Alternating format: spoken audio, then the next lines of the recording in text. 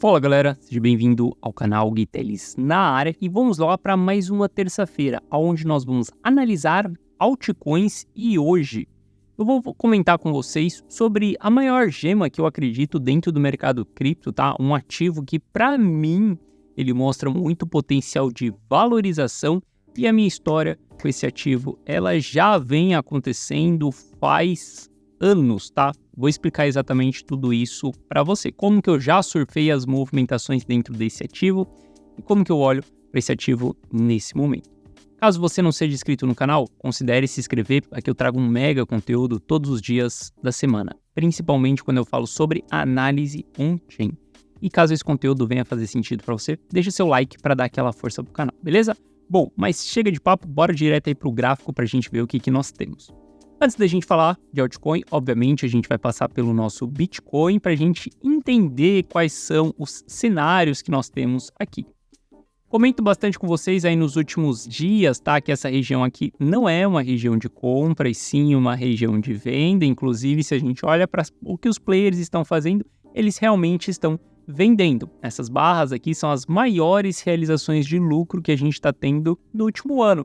Inclusive, ali desde quando a 3AC quebrou, a gente está tendo a maior realização de lucro dentro dessa região. Dentro dessa região, a gente não compra, tá? Estamos formando topo dentro dessa região. Como que a gente vê essa formação de topo? O RSI ele está começando a indicar para baixo. Se você quiser ver exatamente a força desse movimento, se esse movimento ele está sendo consistente ou se ele está perdendo força, é só você adicionar um MACD aí, é um mesmo indicador que o RSI, só que através do histograma do MACD, você consegue ver um enfraquecimento da ponta compradora. Olha só, a gente já está tendo as barras aqui do histograma caindo e ficando verde clara. Quando a gente chega aqui na região vermelha, a gente vai entrar mais com pressão de vendas, tá? É por isso que durante um momento a gente vê que o preço do ativo fica lateral durante um longo período, até ele ter um grande enfraquecimento dessa ponta compradora, para depois ele entregar um pullback. Isso funciona para as baixas também. Olha só, quando a gente estava dentro dessa região aqui, a gente via o MACD perdendo força na ponta vendedora, a gente estava começando a ganhar força na ponta compradora. Então o MACD ele vai simplesmente aí te mostrar se realmente o RSI ou não, ele está indicando uma fraqueza daqueles investidores que estão dominando o mercado naquele momento, beleza? Se a gente der um zoom in aqui para entender o que está acontecendo no curto prazo, saca só, entrar num gráfico de 1 hora aqui, a gente vai ver que o Bitcoin está extremamente lateral. A gente tem um canal aqui, e aí se esse canal romper para cima, a gente vai ter um canal de bandeira de alta. Se a gente romper para baixo, a gente vai ter um canal de distribuição. Eu acredito bastante que a gente vai fazer um canal de distribuição aqui, tá? Eu acredito que a gente vai entregar quedas, sim, que a gente vai construir pullbacks aí, e eu estou esperando esses pullbacks. A minha expectativa é de pullback no mercado. Gui, você está comprado? Sim, eu estou comprado. Gui, você está realizando lucro dentro dessa região? Não estou realizando lucro porque as minhas carteiras elas são de longo prazo, beleza? Mas pensando em fazer novos aportes aí, cara, eu pensaria em fazer mais aportes por volta dessas regiões, entre 29 mil dólares e 31 mil dólares, que seria uma retração de Fibonacci. Obviamente, a gente precisa esperar que o mercado retraia para a gente ver como que o preço vai se comportar dentro dessas regiões, beleza? Aqui, esquece compra. Se continuar subindo, cara, deixa subir. Ele vai subir com divergência dentro do MACD, ele vai subir com divergência dentro do RSI. Ele não vai conseguir se manter lá no novo patamar, 36, 37 mil dólares, durante muito tempo. O mercado, ele anda em ondas, cara. Ele não anda em linha reta. As criptos, elas andam em linha reta em um determinado momento. Mas olha só, antes da gente chegar nesse determinado momento, que eu vou te explicar qual que é esse momento, a gente tem o mercado andando em ondas. Tendência de alta, tendência de baixas, tendência de alta, tendência de baixa. Então, ele fazer pullbacks para corrigir esses movimentos, cara, é super saudável de acontecer. Quando que o mercado anda em linha reta, Gui? Exatamente quando a gente entra em uma bull run. Quando a gente entrar dentro de uma bull run, esquece, a gente quase não vai ver pullbacks. Se pullbacks acontecerem, cara, eles vão acontecer ali durante 1-2 dias e depois a gente vai subir em linha reta. Uma bull run do Bitcoin, uma bull run do mercado cripto, ela tem exatamente esse poder de subir em linha reta. Acredito que a gente vai iniciar uma bull run agora? Não, cara, porque todas elas iniciaram depois do halving. Todas elas iniciaram ali em um time específico, a gente tinha alguns indicadores mostrando que a gente iria entrar nessa bull run. Eu não acredito que isso vá acontecer agora. Posso estar completamente errado? Obviamente que eu posso estar completamente errado. ETF pode ser aprovado amanhã e a gente, cara, começar a subir, estourar 68 mil dólares, BlackRock injetar um monte de capital. Sim, pode acontecer tudo isso. Mas, enquanto nada disso acontecer, eu devo trabalhar com o histórico, com o passado do ativo. Eu devo ver o que aconteceu no passado, entender como que isso pode se comportar no futuro, beleza? Trabalhando exatamente com uma análise do ativo. Nesse ponto, então, eu não compro, eu prefiro aguardar aí um pullback para efetuar compras, beleza? Estou mais em uma posição defensiva, no sentido de fazer caixa, tá? Quem tem acesso às minhas carteiras sabe exatamente do que eu estou falando nesse momento. Bom, se a gente for analisar aí alguns outros ativos, tá? A gente for analisar Ether, por exemplo, a gente vai ver que Ether também está na mesma situação que o BTC, só que um pullback em qualquer um dos outros ativos vai ser um pullback para uma formação de pivô de alta. Olha que louco. O Bitcoin, ele já subiu, ele já foi embora, ele já rompeu o seu topo anterior ali, sua resistência anterior, ele já foi embora. Outros ativos como o Ether ainda não subiram, a gente ainda nem construiu um pivô de alta, a gente ainda nem rompeu um topo anterior. Então a maioria dos ativos que você for analisar nesse momento, você vai ver que eles estão com o mesmo comportamento que o Bitcoin. Um comportamento de a gente está dentro de uma região de topo, onde os ativos precisam entregar um pullback. E aí saca só, se a gente olhar para isso, a gente pode exatamente esperar pullback em Ethereum, a gente pode esperar pullback em Cardano, por exemplo. Cardano não é um ativo que eu tenho, mas é um ativo que, cara, rompeu uma linha de tendência de baixa, a gente construiu um movimento de alta e aonde a gente pode aguardar por pullbacks. Como que a gente traça alvos de pullback? Cara, retração de Fibonacci, de 0,5 a 0,618 é onde eu mais gosto de comprar esses ativos. Voltou dentro dessa região, teve candle de reversão, teve aumento de volume, bumba, sinal de compra, beleza? Para a gente continuar subindo lá na frente. Mas, cara, todos os ativos aí, ó, deixa eu puxar isso daqui, ó, com o MACD, por exemplo, você vai ver que todos os ativos nesse momento, ETHUSD, todos os ativos nesse momento, eles estão com o MACD enfraquecendo. Então não queira comprar dentro dessa região, cara. A gente compra em outras situações, quando o ativo está caindo, quando a gente tem RSI sobrevendido, quando a gente tem um enfraquecimento da ponta vendedora, beleza? Aí a gente compra esses ativos. Então se a gente olhar para Cardano, espero pullback. Se a gente olhar para Link, espero pullback também em Link esticou bastante aí, a gente já tá vendo, cara, vários dias de rejeição aqui do rompimento dos 11,50, né? Tem 1, 2, 3, 4 sombras dentro dessa região. Cara, a gente precisa de um pullback nesses ativos. Por que esses pullbacks são importantes? Porque muitos investidores, muitos players, muitos traders, quem é mais profissional, não vai comprar na alta.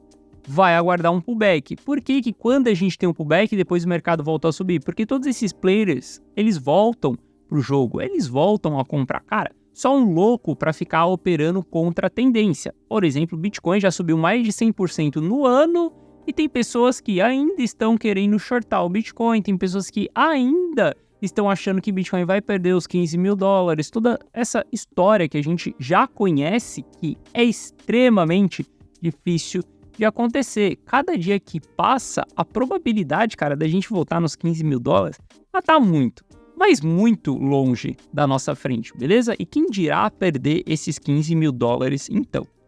Então, quando a gente olha para vários ativos, cara, eu aguardaria mais um pullback aí para a gente poder ter tomadas de decisão de compra. Hoje nem todos os ativos, nem muitos ativos, né? Não posso falar todos, mas nem muitos ativos estão com sinais claros aonde a gente pode ter operações de short. Por exemplo, olha só, Cardano tá dando um engolfo de baixa aqui caso a gente feche dessa maneira hoje. Veja que quando eu comecei a gravar aqui com vocês, esse candle não estava amarelo. Ficou amarelo agora porque a gente está fazendo um engolfo de alta aqui. Só se a gente fechar dessa maneira, a gente vai ter um engolfo de alta, não, um engolfo de baixa com aumento de volume ainda. Só que o ponto é, a gente ainda não construiu divergências dentro do RSI. Eu não me sinto confortável em shortar o mercado em operações de curto prazo, tá? Falando ali de day trade mesmo, operação de 2 dias ali, um swing trade, 3 dias. Então, eu ainda não me sinto confortável porque a gente não tem divergência dentro do RSI.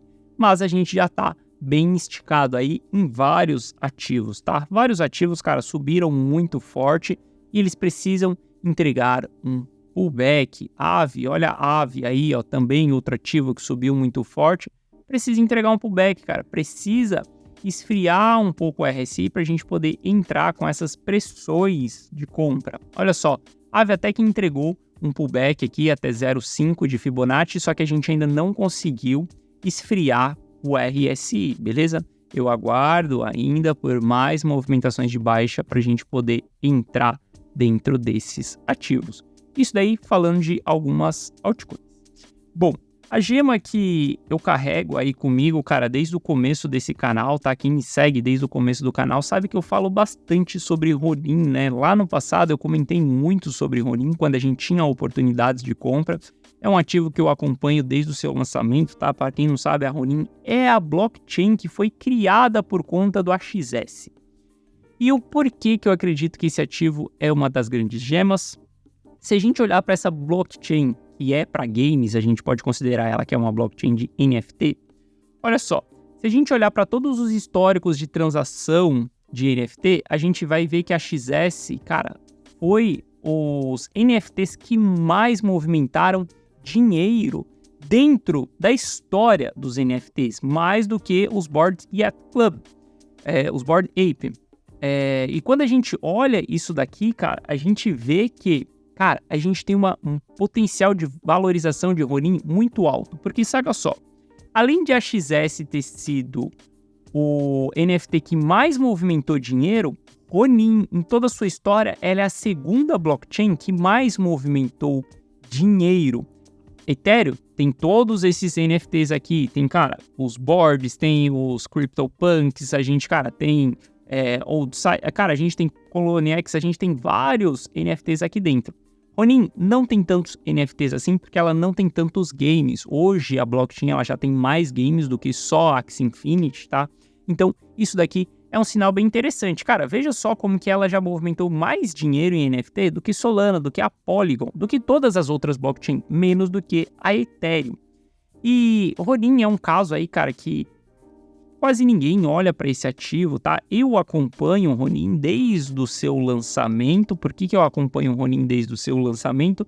Porque algumas pessoas já sabem do meu histórico aqui. Um dos ativos que eu mais peguei de alta no último ciclo foi a XS, tá? Ativo que, cara, saiu ali de 40 centavos e foi parar em 160 dólares, tá? Então foi um ativo que eu mais capturei alta aí.